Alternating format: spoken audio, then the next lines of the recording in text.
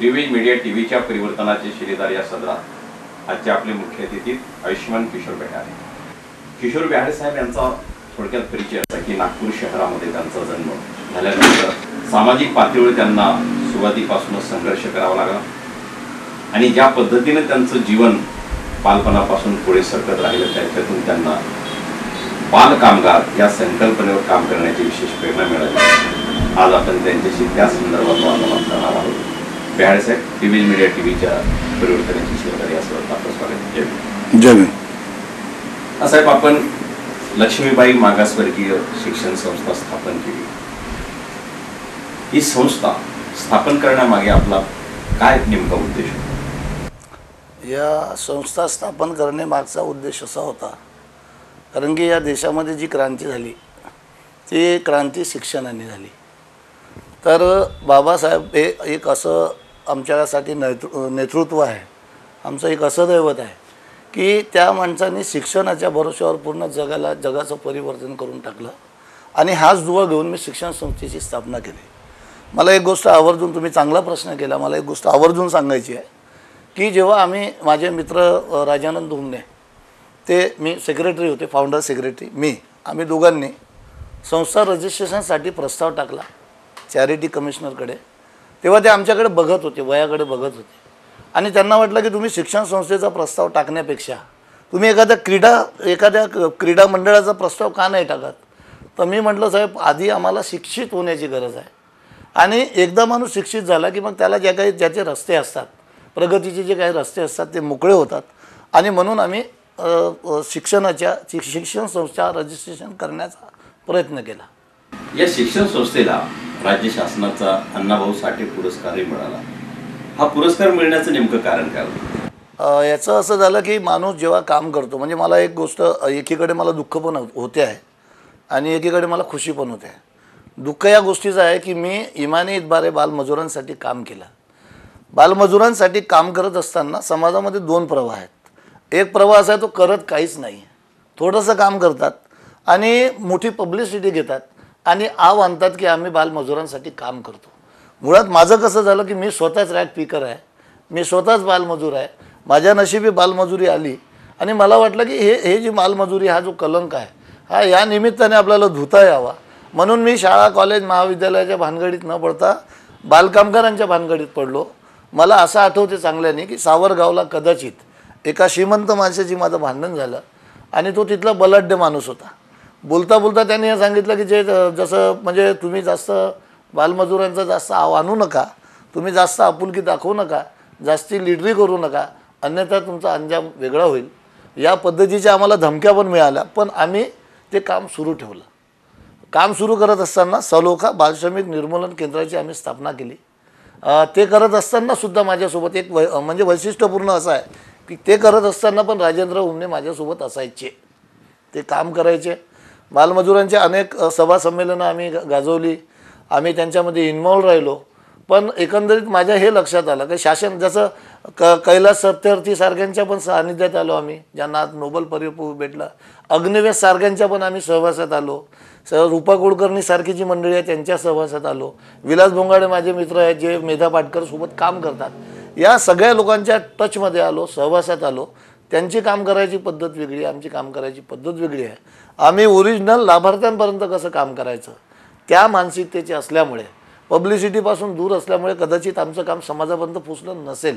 पण हे करत असताना शासनाच्या काही जी जाणकार मंडळी असते त्यांच्या लक्षात आलं की आपण यांना अनुदान नाही देऊ शकलो, आपण यांची तारीफ करू शकलो नाही किंवा आपण यांना अशी पावती देऊ शकलो नाही कामाची, तर किमान अण्णाभाऊ साठे हा जो पुरस्कार आहे, हा पुरस्कार देऊन यांचं समाधान व्हावं, यांची कुठेतरी यांना पावती मिळावी म्हणून शासनाने माझा सन्मान केला. मी तत्कालीन जे मंत्री आहे माननीय जयवंतराव आवडे साहेब, मी यांचा आभार मानतो. हरीश मोरे साहेब आमचे जिजाजी आहेत, माजी आमदार, त्यांचा पण आभार मानतो. कारण की किमान ते जर नसते, हा पुरस्कार कटला होता वयामध्ये याला 40-50 वर्षाची वय होती आणि हा पुरस्कार माझा कटला होता. तर त्यांनी ठरवलं होतं, सामाजिक न्याय मंत्र्यांनी आणि मोरे साहेबांनी ठरवलं की नाही याच्यावर असाही अन्याय झाला तर असा अन्याय होऊ नये म्हणून त्यांनी लगेच मला प्रस्ताव, शासकीय प्रस्ताव, शिक्षण संस्था या लेवलवर त्यांनी मला लगेच दुरुस्ती करून प्रस्ताव मागितला. तो दुरुस्त म्हणजे त्यांची इच्छा होती. मला हे म्हणायचं आहे या निमित्ताने की एखाद्याची इच्छाशक्ती असली तर तो कोणत्याही माणसाला न्याय देऊ शकते. या पद्धतीची जी काही लोकप्रतिनिधी असतात त्यांनी अशी भूमिका ठेवायला पाहिजे. तुम्हाला बाल कामगार मजुरांच्या संदर्भात काम करत असताना धमक्या मिळाल्या, येस. काय नेमकी याच्या मागची कारण होती? म्हणजे कसं झालं की बालमजूर हा जो आहे हा संघर्ष करू शकत नाही. याचं वय कमी असते. अंडर 14 इयर्स लोकांना चाइल्ड लेबर असं संबोधतात शासकीय डेफिनेशनप्रमाणे. आता काही दुरुस्ती झाल्या. आम्ही जेव्हा काम करायचो, आज काम करतो, 14 वर्ष ही एक स्टँडर्ड त्यांनी वय कॅल्क्युलेट केली होती. 14 वर्षाआतील जो मुलगा आहे तो आक्रमक नसतो आणि त्याच्याकडून जास्त काम करून घेणे हा त्याच्या मागचं एक बेस असतो. आणि 24 तास वेळ पडली तर 24ही तास तुम्ही त्यांच्याकडून काम करू शकता आणि तो आपला आवाज उठवू शकत नाही. दडपणात त्याला ठेवताना इझी असते आणि म्हणून लोक कामगाराला प्रेफर करतात, बालमजुरांना प्रेफर करतात. बरं, बालमजूर ही संकल्पना वेगळी आणि रॅक पिकेटर्स ही संकल्पना वेगळी. रॅक पिकेटर्स हा कुटुंबातून कदाचित पाठवला जातो. हो. मग या दोघांच्या समस्यांमध्ये नेमका काय फरक आहे? नाही, कसं झालं ते आपापल्या सोयीनं त्याला रिप्रेझेंट करतात. हाही बालमजूरचाच प्रकार आहे. कुठल्याही आईवडिलांना आपल्या मुलांनी असे खालचे बिझनेस करावे असं कुठल्याही पालकांना वाटत नाही. तो जो मुलगा असतो, रॅक पिकर असो की चाइल्ड लेबर असो, काय करतो, घरी ज्या यातना असतात, घरी जो त्रास असतो तो त्या मुलाने असह्य होतो आणि त्याला वाटते की आपण आपल्या कुटुंबाला हातभार लावण्यासाठी मदत करावी आणि म्हणून तो काम करतो. तर कसं झालं की तो स्वेच्छेने काम, रॅक पिकर हा जो प्रकार आहे तो स्वेच्छेने जातो असं म्हणतात. स्वेच्छेने तिथे पण जातो. अनेक ठिकाणी कसं होते, मी 100% सांगतो की मनापासून ती मुलं जात नाहीत. त्यांना ती म्हणजे अनेक वेळा असं मुलं वडीलच पाठवतात असं बोलल्या जातात, नाही वडील पाठवतात आणि मग त्यांना बंधवा मजदूर वगैरे करतात आणि मग त्याचं शोषण करून असं वगैरे काही नाही. जे लोक आपल्या कर्तव्यासोबत प्रामाणिक असतात त्यांना घरची परिस्थितीची जाण असते आणि आणि आणि त्याच्यातूनच ह्या बालमजुरीचा जन्म होत असतो. तर ही जी जबाबदारी ही ॲक्च्युली ही शासनाची आहे. शासन हा जो आहे पालक असतो. म्हणजे शासन हा जो पालक असतो तर त्यांची ही जबाबदारी आहे. एखाद्या कुटुंबावर या पद्धतीचं दडपण येत असेल, या पद्धतीची आर्थिक कुचंबना होत असेल आणि तो जेवणापासून वंचित राहत असेल, तेव्हा शासनाची पण जबाबदारी असते की अशा लोकांचं अपलिटमेंट त्यांनी करायला पाहिजे, अशा लोकांचं पुनर्वसन करायला पाहिजे किंवा अशा कुटुंबियांचं इकॉनॉमिकल जनरेशन, इकॉनॉमिकल डेव्हलपमेंट कसं होईल हे सगळं काम शासनाचं आहे. आम्ही तर दुवा आहोत. तुम्ही बालमजुरांच्या क्षेत्रात काम करता. हो साहेब. त्या क्षेत्रामध्ये त्यांच्या नेमक्या काय समस्या आहेत, म्हणजे त्यांच्या स्वतंत्र काय समस्या आहेत आणि मालक वर्ग त्यांना कोणत्या समस्यांमध्ये? नाही, कसं झालं की मुळात याचा बेस असा आहे की बालमजूर हा मुळात गरीब आहे.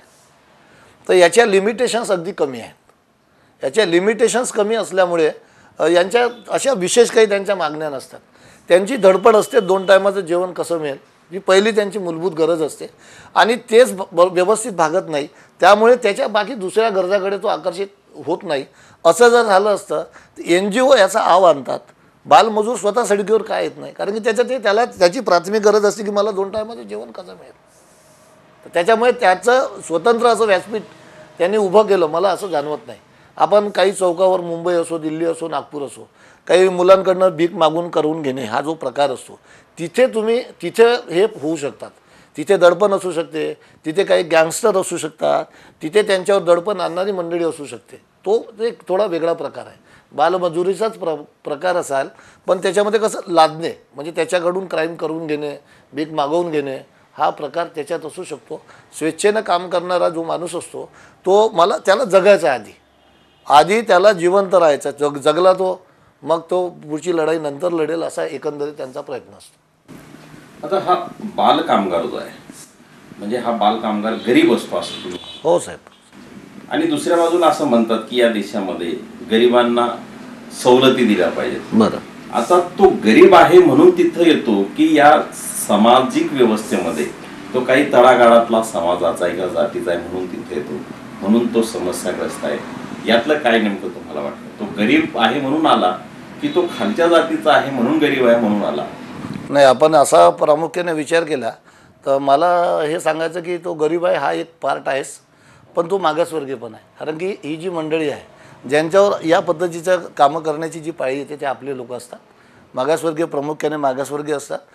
तुम्ही जर एक 5, 50, 100 लोकांचं जर अवलोकन केलं, सर्वे केलं तर मला सवर्णांची मुलं, ब्राह्मणांची मुलं, कुणबी तेलीमाळी मराठ्यांची मुलं ही कामं करताना दिसत नाहीत. प्रामुख्याने हा जो कलंक आहे हा दलितांच्या माथी लागलेला आहे, गरिबांच्या माथी लागलेला आहे, उपेक्षितांच्या माथी लागलेला आहे, दुर्बलांच्या माथी लागलेला आहे. गरिबी हा प्रकार म्हणजे त्यांना भेडसावतो. हा त्याची एक बेस आहे की गरिबी त्याचं ओरिजिन आहे. बालमजुरीसाठी पार्टली ते पण असू शकते, पण मेजॉरिटी अशी आहे की गरिबी, दारिद्र्य, मागासवर्गीयपणा हा जो प्रकार आहे तो त्याला इफेक्ट करतो. या बाल कामगारांचं पुनर्वसन कसं केलं जावं आणि त्या संदर्भात कोणी प्रामाणिकपणे आज काम करताना दिसतंय का, आणि नसेल तर त्यांनी ते कसं करावं या संदर्भात आपण काय सांगा? नाही साहेब, बाल कामगारांचं उच्चाटन व्हावं हे पेपरवर शासनाला फार चांगल्या पद्धतीने वटवता येते. म्हणजे नंबर ऑफ पोस्टर्स काढणे, एखाद्या एस.टी डेपोच्या मागे लावणे, त्याचा उहापोहा जास्त करणे, आणि प्रत्यक्षात जेव्हा एखादा माणूस, जसं फॉर एक्झाम्पल मी म्हटलं की या 10 मुलांना मी दत्तक घेतो आणि यांचं सगळं पुनर्वसन मी करतो, माझ्याकडे रिसोर्सेस आहे, सगळं आहे, तर अशा वेळेस या गोष्टीकडे कानाडोळा करणे आणि जो शासनाच्या म्हणजे चमचीगिरी जो प्रकार असतो, जी हुजुरी प्रकार, या मानसिकतेचे जो सोशल वर्कर असतात त्यांच्या पाठीचे शासन असते, प्रामाणिक कार्यकर्त्यासोबत शासन नसते. हा फक्त सरकारचा दिखावा आहे. तसं जर असतं, मला शासनाकडनं अशी अपेक्षा आहे की शासनाकडे अशी एखादी यंत्रणा असायला पाहिजे की जे लोक शासनाच्या लक्षात नाही आहेत पण त्यांचं काम एका पर्टिक्युलर हाईटवर आहे, त्याचं काम इमानीतद्वारे सुरू आहे, पण त्यांच्याकडे रिसोर्सेस नाही आहे. अशा वेळी एखादी त्यांनी टास्क फोर्स करायला पाहिजे आणि त्यांनी शोधून काढायला पाहिजे की जे लोक प्रामाणिकपणाने काम करतात त्या लोकांना शोधून काढणे, त्या अडीअडचणी समजून घेणे आणि अग्रक्रमाने त्यांचा पाठपुरावा करणे. आज या मुलाखतीच्या निमित्ताने मी तुम्हाला एक गोष्ट सांगतो की मी कामगार मंत्रालयाकडे 10/9/2009चं माझं एक पत्र आहे. गेल्या महिन्यात मला कमिशनर साहेब, नव्याने आलेले कमिशनर आहेत मुंबईचे, त्यांनी मला पत्र पाठवलं, तातडीने त्या कार्यालयात बोलवलं आणि कार्यालयात बोलवून त्यांनी माझा हा जो प्रस्ताव माझ्याशी चर्चा केली आणि प्रस्ताव त्यांनी गुंडाळण्याची मला सल्ला दिली. मी त्यांना विनंती केली की माझा हा संघर्ष आहे 2004पासनं, तुम्ही आता मला विचारताय की तुमचं कुठपर काय स्टेटस आहे, तुम्ही काय करून राहिले, म्हणजे ही जबाबदारी जी आहे ही शासनाची आहे आणि त्यांनी दुर्लक्ष केलं. तर त्यांनी मला सांगितलं की तुम्ही हा जो प्रस्ताव आहे प्रस्ताव तुम्ही एक हे करा आणि मला एक पत्र द्या आणि हा प्रस्ताव मी इथे गुंडाळतो. साहेब, मला नाईलाज त्यांना म्हणावं लागलं, हे प्रस्ताव नाही आहे, हे माझं आंदोलन आहे. हे मी पैशासाठी मी हे स्कीम आहे तर त्याचा लाभ भेटला पाहिजे, याच्यासाठी मी प्रयत्नशील आहे, पण मी पैशासाठी काम करत नाही, मी एक आंदोलनासाठी काम करतो, मी काय त्या घटकाला न्याय देण्यासाठी काम करतो. त्यामुळे तुम्ही हा प्रस्ताव बंद करण्याची सलाह न देता, तुम्ही हा प्रस्ताव बंद करण्याची सलाह देऊ नका. हा प्रस्ताव जशाचा तसा महिला बाल कल्याण विभागाकडे तुम्ही हे करा. त्यांचे जे संबंधित PR होते त्यांनी मला डावलण्याचा प्रयत्न केला, पण माननीय कामगार आयुक्त जे होते, मला त्यांचं नाव आठवत नाही, नव्यानेच आले होते, मला वाटतं त्यांचा पहिला दिवस दुसरा दिवस होता, त्यांनी मात्र माझी अडचण समजून घेतली आणि त्यांनी तो प्रस्ताव जसाचा जसा महिला आणि बाल मंत्रालय जी आहे, child and women welfare ministry जी आहे, त्यांच्याकडे त्यांनी तो प्रस्ताव पाठवला. आता मला असं वाटतं की माझी ही जी 14 वर्षाची जी मेहनत आहे, 12 वर्षाची मेहनत आहे, किमान महिला बाल कल्याण मंत्रालय तरी पूर्ण करेल अशी मला आशा आहे. आणि तुमच्यासारखे जे मंडळी आहे त्यांची आमच्याकडे नजर असली आणि तुम्ही थोडंफार सहकार्य करू शकलात जीवनात, तर मी घेतलेले जे काही एफर्ट्स आहेत ते कारणी लागू शकतात, त्याचं काहीतरी चीज होऊ शकते. चीज म्हणजे अनुदान भेटणे हा माझा मोटो नाही आहे. मी ज्यांच्यासाठी काम करतो त्यांच्या हितासाठी काही काम करता यावं. म्हणजे कसं झालं, फिरून फारून गोष्ट जर आली तर लावून माणूस लावणार किती. मी माझ्या मुलाच्या हक्काचे पैसे लावले, मी माझ्या मुलीचे पैसे लावले, मी माझ्या पत्नीचे पैसे लावले, त्यांच्या ज्या मूलभूत गरजा असतात त्या पण मी कानाडोळा केला. माझ्या घरात माझी 5 पैशाची इज्जत नाही, यांनी लोकांचा ठेका घेतला. हे जी व्यक्ती आपल्या घराकडे दुर्लक्ष करते त्याचा कुटुंबात सन्मान नाही राहत. ठीक आहे, एकीकडे त्याला तुमच्यासारखी मंडळी त्याचं हे करतात, कौतुक करतात, पण कसं झालं की मी हे करत असताना माझं घराकडे दुर्लक्ष झालं. जे माझ्या कुटुंबाचे पैसे होते ते मी एक प्रामाणिक सोशल सर्व्हिस करण्यामध्ये लावले, त्याचंही मला आज दुःख आहे. कारण की मी लावलं ते माझं कर्तव्य होतं, त्याची चीजही झाली नाही आणि जे लोक माझ्यासाठी संघर्ष करतात, माझ्यासाठी झटतात, माझ्यासाठी प्रयत्न करतात, त्यांना मी न्याय देऊ शकलो नाही, याचं मला दुःख आहे. बेहाडे साहेब, तुम्ही एक हाडाचे कार्य करतात, त्याप्रमाणेच तुम्ही कलाकारी आहात. काही वर्षापूर्वी तुम्ही दूरदर्शनवर एक मालिका केली. हा तुमच्यामधला कलाकार नेमका कसा उभा राहिला? नाही उडत कसं म्हणजे कसं झालं मग गाणं जे आहेत मागा महाराजाकडे गाणं असं ते म्हटलं जातात. तर तोच प्रकार आहे. आम्ही ओरिजिनल कलावंत लोक आहोत. बायबर्थ आमच्याकडे कला असते आणि काही लोक त्या कलेला जोपासतात. काही लोक पोटाच्या उदरनिर्वाहापुरतात लिमिटेशन्स आहेत. तर जे लोक उदरनिर्वाहासाठी करतात ती जी मंडळी ती बँड व्यवसायामध्ये आकर्षित होतात. पण कलावंत जे मंडळी आहेत तर ते कलावंत जी मंडळी आहे, मग तुम्ही नंदेश्वर उमोपचं नाव घ्या, विठ्ठल उमोपांचं नाव घ्या, वैशाली माळेंचं नाव घ्या, ही जी मोठी मंडळी झाली तर हे ओरिजिनल कलावंत आहे. ती एक कला उत्कृष्ट दर्जाची असली हे मला ते लक्षात आलं. कारण की कला एक असं माध्यम आहे की एका मिनिटात 5 मिनिटात लाखो लोकांवर त्याचा प्रभाव पाडू शकतात. कलावंताची जात नसते. आणि म्हणून मला असं वाटलं की काही गोष्टी कलेच्या माध्यमातून आपल्याला साधता येतात का. कलाकार जी मंडळी असते ती फार चांगली असतात, मनाने साफ असतात आणि अगदी प्रामाणिक लोक असतात. तर त्याच्यामुळे मला जन्मताच कलेचा आनंद म्हणजे मला अट्रॅक्शन आहे. मला असं आठवते का मी पहिलीपासून मॉनिटर होतो. म्हणजे शाळेची एखादी शारदा ते आधी करायचे शुक्रवारला शाळेमध्ये पूजा वगैरे करणे हा प्रकार होता. तर त्याच्यामध्ये तो सगळा पुढाकार मी घ्यायचो. स्वागत गीत असेल तिथे किशोर वयाडे असायचा, दंडा कवायत असेल तिथे किशोर वयाडे असायचा. म्हणजे संगीताशी माझा जन्मता संबंध राहिलेला आहे. इवन मी समता सैनिक दलाचा सैनिक होतो, त्याच्यात पण मला भीमगीत गाण्याची संधी मिळाली. त्या टायमात तेवढं हे नव्हतं. संदेश भालेकर वगैरे ही जी मंडळी आहे तर ते सगळे लोक आम्हाला मोटिवेट करायचे. तर त्याच्यामुळे मी ह्या कलेकडे थोडं आकर्षित झालो. या सगळ्या प्रवासामध्ये भारतातलं एक वास्तव असं असतं की माणूस जातीच्या प्रवाहातून येत असतो. ठीक. आणि म्हणून त्याला दुहेरी संघर्ष करावा लागतो. एकदम बरोबर. एकतर त्या व्यवस्थेत समाजाच्या पुनर्वसनाचा आणि स्वतःच्या पुनर्वसनाचा हा संघर्ष तुम्हाला कुठे कुठे कसा कसा करावा लागतो आणि काय अडचणी त्याच्यात. नाही, संघर्षाचं नातं असं आहे साहेब की मला असं आठवते आमच्या आईने सांगितलं, आज ती अस्तित्वात नाही आहे, त्या बुद्धवासी झाल्या.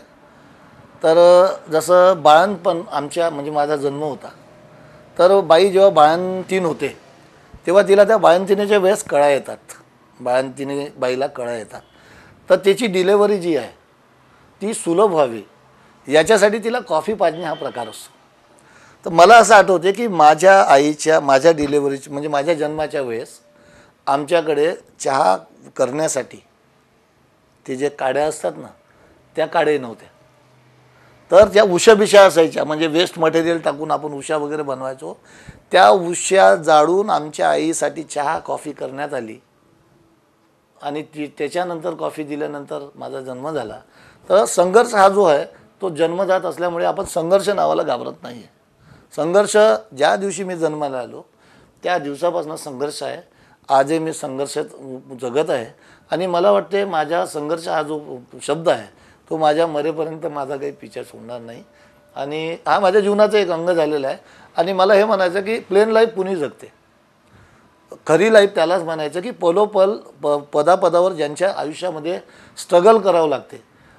मला असं वाटतं तोच एक यशस्वी पुरुष आहे असं म्हणायला हरकत नाही. साहेब, डॉक्टर बाबासाहेब आंबेडकर असं म्हणायचे की जातीव्यवस्था संपवता आला.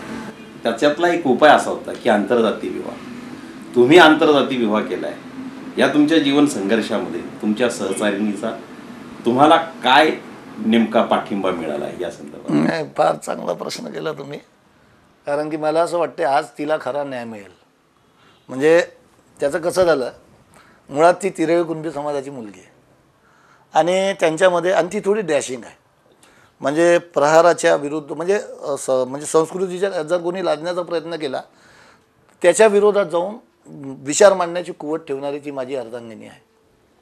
तर काय झालं, त्यांच्यामध्ये एक प्रथा असते. प्रथा अशी असते की मुलगी पाहणे. तर मुलगी पाहणे म्हणजे तुम्ही मुलगी पाहणे म्हणजे नेमकं का पाहणे, तर त्या मुलींना असे गुडघ्यापर्यंत ते वर उचलणे, तिला चालून दाखवणे, जसं एखाद्या रॅम्पवर एखादी नटी कशी चालवते तिला चालून दाखवणे. आणि म्हणजे कसं एक त्यांची ती मुलगी मागताना लज्जास्पद गोष्टी असायच्या. तर त्याचा विरोध म्हणून आणि हुंड्याचा विरोध म्हणून म्हणजे त्यांची परिस्थिती एकदम हालाकीची होती असं नाही की नाही, या लोकांना कुठेतरी वटणीवर आणण्यासाठी आपण आपली एक स्वतःची विचारसरणी आपल्याला सादर करता यावी किंवा आपण या विचाराचे आहोत आणि म्हणून तिने मला निवडलं असं म्हणायला हरकत नाही. मला असं आठवते की आमच्या सासूबाईच्या बाजूला एक ब्राह्मण फॅमिली राहते.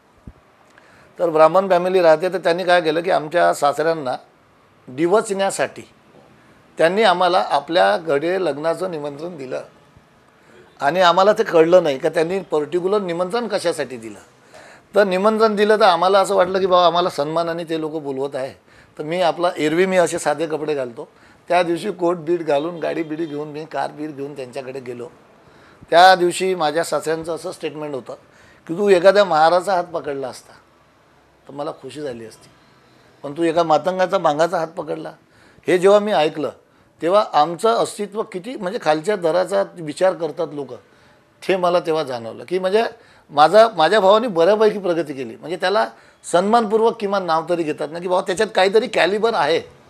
म्हणजे हा जो माणूस आहे जो बांधव आहे माझा, याच्यात काहीतरी कुवत आहे, त्याच्यामध्ये काहीतरी कॅलिबर आहे, तुम्ही कोणत्याच कामाचे नाही असं त्यांनी ते बोलून दाखवलं. तो ठसा माझ्या मनावर आहे. पण त्याच्या कालांतराने जेव्हा मी त्यांच्या जवळ गेलो, जेव्हा मी त्यांना जवळून पाहिलं, जेव्हा त्यांना मी तपासण्याचा प्रयत्न केला सासऱ्यांना, आज ते नाही आहेत, त्यांचे मित्र ढाबर्डे, त्यांचे मित्र नीतनवरे, त्यांचे मित्र नगररे, तेव्हा त्यांना जाणून घेण्याचा प्रयत्न केला. आणि तेव्हा मला कळलं की ते काही त्यांनी वक्तव्य केलं होतं ते त्यांना डिवचण्याचं काम बाजूच्या मंडळीने केलं आणि त्या रागाच्या ओघामध्ये त्यांनी ते काम केलं. कालांतराने जेव्हा त्यांना कळून चुकलं की हा मातंग समाजाचा माणूस आहे, मांग समाजाचा माणूस आहे, पण हा काही ब्राह्मणापेक्षा कमी नाही आहे, जेव्हा त्यांना कळलं की बाबा कॅलिबर आहे याच्यामध्ये, याच्यात कुवत आहे, याच्यात एज्युकेशन आहे, याच्यात संस्कार आहे आणि हाच माझ्या मुलीचा खरा साथीदार बनू शकतो, जेव्हा त्यांना कळलं तेव्हा त्यांनी कधी चुकून या सगळ्या गोष्टींचा म्हणजे उल्लेखसुद्धा कधी केलेला नाही. हे मला या निमित्ताने सांगायचं आहे. बऱ्याच वेळा कार्यकर्ता जेव्हा काम करत असतो तो ज्या प्रवाहातून येतो त्याच प्रवाहातली माणसं त्याला त्रास देत असतात. येस, तुम्हाला असा काही अनुभव? नाही, नेहमी पदोपदीच होते. कारण की कसं झालं की मी दलित चळवळीत काम करतो. म्हणजे माझी बहीण आहे इंदुताई मोरे, आमदार साहेबांची पत्नी आहे, तीही म्हणते मला की तू महाराज जन्माला पाहिजे होता किशोर, त्यांनी तुझं चीज केलं असतं, तू चुकून मातंग समाजामध्ये जन्माला आला आणि म्हणून कदाचित तू मागे आहे. पण असो काही असो, तू मातंगामध्ये जरी असला तरी तुझी जी धार आहे, तुझी जी स्टाईल आहे आणि तुझा जो प्रभाव आहे तो बाबासाहेब आंबेडकरांची जी अनुयायी आहे तसाच तुझा तो प्रवाह आहे. हे कधीतरी तुझी आयुष्यात कधी ना कधी तुझी या प्रवृत्तीची, या मानसिकतेची कधीतरी तुझी कदर होईल असा तिलाही आशीर्वाद आहे, म्हणजे आशावाद आहे. आणि माझं जे संगोपन आहे, जन्म आईने दिला पण माझं पूर्ण संगोपन माझ्या ताईने केला, त्यामुळे ती माझ्यासाठी माझ्या आई तुल्य आहे. तर हा प्रकार आहे. मला माझ्या मंडळीनं हे सांगायचं आहे, हल्ली रिझर्वेशनच्या संदर्भात बोलायचं झाल्यास की बौद्ध बांधव हा जो आमचा भाऊ आहे याने शिक्षणाच्या बळावर, स्वतःच्या कर्तृत्वावर फार मोठी क्रांती केली. आणि एवढी मोठी क्रांती झाली की इथे दुरावा निर्माण झाला. जसं एखाद्या कुटुंबात एखादा गरीब माणूस असतो आणि एखादा IAS ऑफिसर असतो तर ॲटोमॅटिकली जी गॅप तयार होते, वर्ग तयार होतो ॲटोमॅटिक, तसा तो जो वर्ग तयार झाला. माझा प्रयत्न असतो की तो ती जी दुरी आहे बौद्ध आणि मातंग, ही जी दुरी आहे ती दुरी कमी करता आली तर फार चांगलं होईल असा माझा प्रयत्न आहे. मला पार्टली यश आहे. कुठे म्हणजे मला सांगायची वेळ आली तर मी बिंदासपणे सांगतो की यार त्या लोकांनी कष्ट केलं. माझं तर इथपर्यंत स्टेटमेंट आहे की साहेब हे जे काही आज जे चळवळ आहे ती बौद्ध बांधवांच्याच भरोशावर आहे. काश बाबासाहेब दुसऱ्या समाजामध्ये पैदा झाले असते तर मग मला तर डाऊट आहे की एवढे मोठे झाले असते की नाही झाले. तर मी ह्या समाजाचा पण मी सॅल्यूट करतो, कारण की फार जिवट समाज आहे आणि ज्यांचं खाईल त्यांचं नेकी पाळणारा समाज आहे. बाबासाहेबांनी जे केलं तर बाबासाहेबांना पण त्यांनी कुठेही त्यांनी कसर सोडली नाही, न्याय देताना त्यांनी सोडलं. आता फुलेंचा विचार घ्या, बाबासाहेबांनी ज्यांना गुरु मानलं कदाचित हे बौद्ध बांधव नसते तर मला वाटतं फुले शाहू यांचं नाव निशाण पण नसतं. मला तर असं म्हणायला पण भीती वाटत नाही, कारण की ही वस्तुस्थिती आहे. या सगळ्या जीवन प्रवासामध्ये, संघर्षामध्ये तुमच्या जीवनात राहिलेली खंत किंवा तुम्हाला वाटत असलेली खंत आहे का काही? खंत म्हणजे आहेच ना. खंत म्हणजे कसं झालं की बाबासाहेब म्हणायचे राज्यकर्ते जमात बना. बाबासाहेबांचं एक म्हणणं होतं की आपल्याला राज्यकर्ते जमात बनता आली पाहिजे. साहेब, नागपूरचा जर विचार केला तर मला असं वाटते ज्या दिवसापासून नागपूर महानगरपालिका अस्तित्वात आली तर औषधासाठी 2 मातंग समाजाचे नगरसेवक गेलेत. औषधासाठी म्हणजे मला असं म्हणायचं त्या मातंग समाजाच्या लोकांनी बाटवली कॉर्पोरेशन असं म्हणायला हरकत नाही, त्याचं नाव घेणं गरजेचं आहे. एक भैयासाहेब चौरे आणि दुसरे राजू हत्तीटेले. तर इथली जी स्थानिक मंडळी आहे ते आंधळे आहेत, बहिरे आहेत, म्हणजे जसे गांधीजीचे बंदर असतात ना त्या पद्धतीची इथचे लोक आहेत. कारण की मला शासनाकडे किंवा लोकप्रतिनिधीकडे पाहण्याचा दृष्टिकोन असा आहे की एखादा मुलगा जर विकलांग असेल, मतिमंद असेल, तर त्या मुलाला पालक म्हणजे टाकत नाही, त्याची विशेष काळजी घेतात. Special education for mentally retired. तसं आम्ही जर बहिष्कृत असन, आम्ही त्या प्रवाहापासून दूर असेल, अशा वेळेस एकही कुठलाही पॉलिटिकल माणूस असा आला नाही की नाही तुमच्यावर अन्याय झाला, तुम्ही राजकीय प्रवाहात आलं पाहिजे. ठीक आहे, BSP सारखा पक्ष आहे साहेब, BSP सारख्या पक्षात आम्ही त्याचा सन्मान करतो. कांशीराम साहेबांना बघण्याचा मला योग आला. मी त्यांच्या बहुजन नायक वाचायचो, रेग्युलर वाचक आहे. आंबेडकरीन साहित्य माझ्या तुम्ही टेबलवर पण पाहिलं तर बाबासाहेबांचे 2-4 पुस्तकं ठेवले असतात, कारण की ती आमची ओळख आहे, ती आमची मानसिकता आहे. तर मला कसं म्हणायचं, BSP सारख्या पक्षाने सुद्धा मातंगांच्या एकाही माणसाला जाऊन तिकीट देण्याचा प्रयत्न केला नाही किंवा त्याला असं हे पण दिलं नाही, अरे तू प्रयत्न कर तुला एखादी तिकीट देतो, असं कधी झालेलं नाही. तर म्हणजे हा माझा एक दुःख आहे, रोष आहे. म्हणजे हे जी मानसिकता आहे आमची आहे ना, किमान त्यांच्याकडून तरी असं व्हायला पाहिजे. त्या 40-50 वर्षात तसं झालेलं नाही आहे. ते मला अद्याप कळलेलं नाही असं होण्यामागचं कारण काय आहे नेमकं, हे मी चळवळीत काम करतो पण मला पण ते कळून नाही राहिलेलं. आणि याबरोबरच तुमच्या जीवनात एखादा अविस्मरणीय प्रसंग चळवळीमध्ये असं काही सांगता येईल? अविस्मरणीय प्रसंग असा सांगता येईल, मी शरद पवार साहेबांसोबत काम केलं 10-15 वर्ष. शरद पवार साहेब जेवढ्यांदा CM झाले असतील तर मला असं वाटतं तेवढ्यांदा त्यांच्या ND चेंबरमध्ये जाण्याचं मला सौभाग्य भेटलं. म्हणजे शरद पवार साहेबांना मला जोडून बघता आलं. तर एक प्रसंग मी असं सांगतो की बाबूराव भारसकर साहेबांनी एक मातंग समाजाचा मेळावा देशपांडे सभागृहात लावला होता आणि त्या सभागृहामध्ये भारसकर साहेब संयोजक होते आणि मी नागपूरचा कार्यकर्ता हे त्यांना जाणीव होती. आणि माझ्यासोबत एक प्रकाश कुंभे RPIचे नेते आणि यशवंत तेलंग हे 2 RPI गरीबचे जे काय असतील, तर हे 2 माझे जीवलग मित्र होते. आणि त्यांना मराठवाडा विद्यापीठाचा नामांतराचा नारा शरद पवारांच्या विरोधात लावायचा होता. तर या गोष्टीसाठी मी शरद पवारसोबत काम करायचो आणि या गोष्टीसाठी त्यांनी मला निवडलं की, आणि LIBच्या पोलिसांना खबर होती की हे 2 लोक जाऊन तिथे तमाशा करणार आहे. त्यांनी मला हेरलं, त्यांनी त्या कामासाठी मला वापरलं, मला घेतलं. किशोर म्हणे तुझ्याशिवाय मी काही आतमध्ये जाऊ शकत नाही. आणि मलाही वाटलं की मी जर कामात येऊ शकेल. मी त्यांची झाडीझडती घेतली. त्यांनी सांगितलं मला बाबासाहेबांच्या नामांतराच्यासाठी नारे लावायचे. तर मग मला वाटलं की अच्छी बात आहे. तर मग मी त्यांची परवानगी घेतली की साहेब माझे मित्र आहेत आणि पोलिसांना माहिती होतं की हे लोक काहीतरी करणार आहे, मला माहीत नव्हतं. त्यांनी बोलून दाखवलं की मला असं कसं करा. मी साहेब परवा केली नाही आणि त्यांच्यासोबत आंबेडकर विद्यापीठात डॉक्टर बाबासाहेबांचं नाव द्यावं हा नारासुद्धा आम्ही संयुक्तरित्या लावलेला आहे. तर म्हणजे मी परवा केली नाही. अनेकदा मला असं आठवते की निदर्शने करत असताना पण जी सत्ता सत्तेत असते तो आमचा शत्रू असते.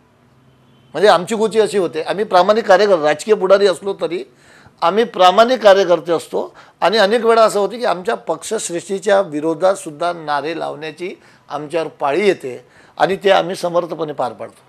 म्हणजे मला असं आठवते, पवारसाहेबांबद्दल मला आदर आहे, पण त्या मोमेंटवर मी पवारसाहेबांच्या विरोधात नारे लावले याचा मला हे आहे म्हणजे मला अभिमान आहे.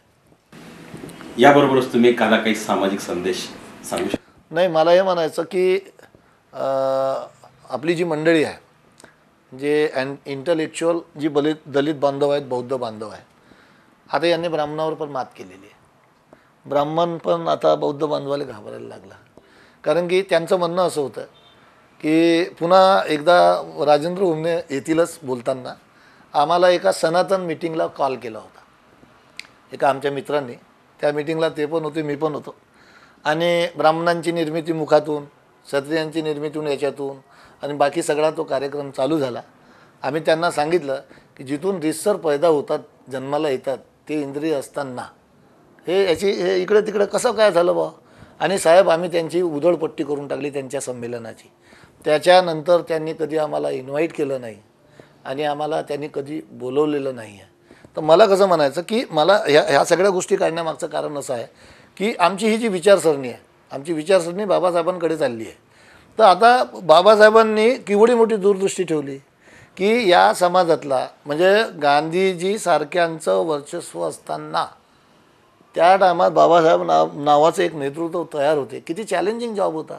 तर मला हे म्हणायचं की बाबासाहेबांनी एवढी दूरदृष्टी ठेवून दलितांच्या हिताचं, मागासवर्गीयांच्या हिताचं, उपेक्षितांच्या हिताचं काम केलं.